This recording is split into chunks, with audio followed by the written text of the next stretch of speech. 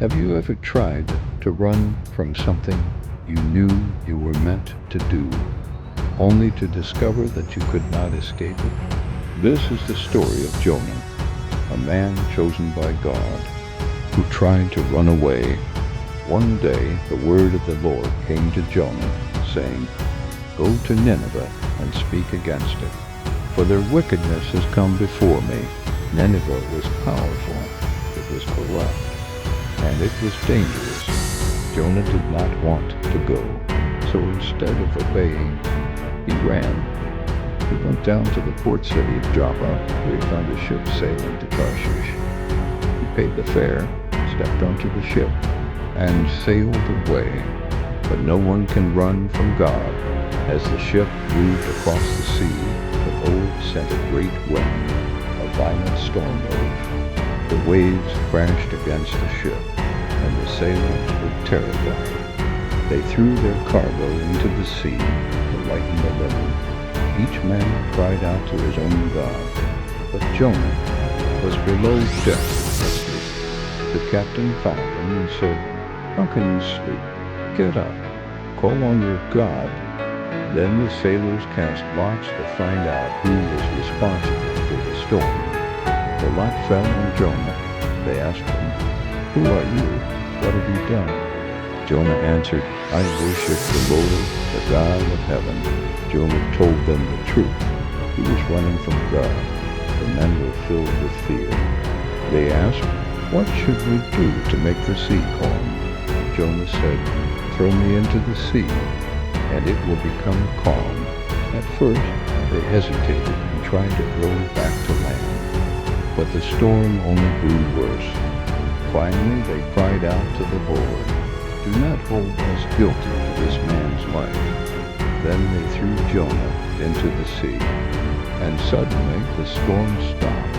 The sea became still. The sailors stood in awe, but Jonah sank into the depths.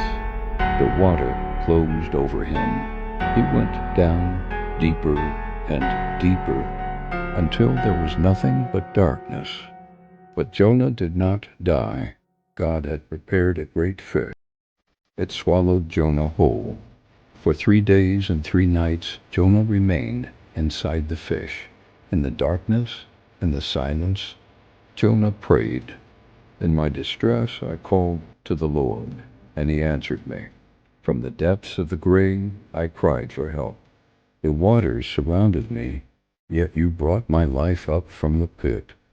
Salvation comes from the Lord, and God heard his prayer. Then the Lord commanded the fish, and it released Jonah onto dry land near Nineveh. This time Jonah obeyed. He went to Nineveh. It was a great city, so large it took days to walk across it. Jonah began to walk through the city, proclaiming, 40 days more, and Nineveh will be overthrown." Something unexpected happened. The people believed the message. From the greatest to the least, they turned from their evil ways. They fasted. They wore sackcloth. They humbled themselves. When the news reached the king of Nineveh, he rose from his throne.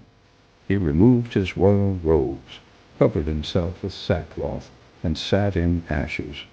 Then he made a decree, "Let everyone call urgently on God. Let them give up their evil ways and their violence. Who knows? God may yet relent and turn from his anger." And God saw what they did. He saw their repentance, so he chose mercy instead of destruction. But Jonah was not pleased. He became angry. He said to God, "I knew you are gracious and compassionate, slow to anger and full of mercy." Jonah went outside the city and sat, waiting to see what would happen. Then God caused a plant to grow over Jonah. The plant gave him shade and comfort. Jonah was happy. But the next day God sent a worm. It destroyed the plant. Then a scorching east wind blew, and the sun beat down on Jonah's head.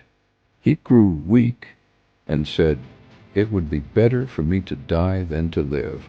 Then God said to Jonah, You care about the plant, though you did not make it grow.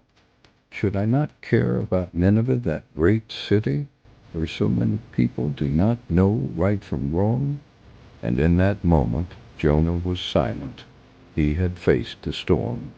He had been in the depths. He had seen repentance. But now he was learning something greater. God's mercy is greater than human judgment.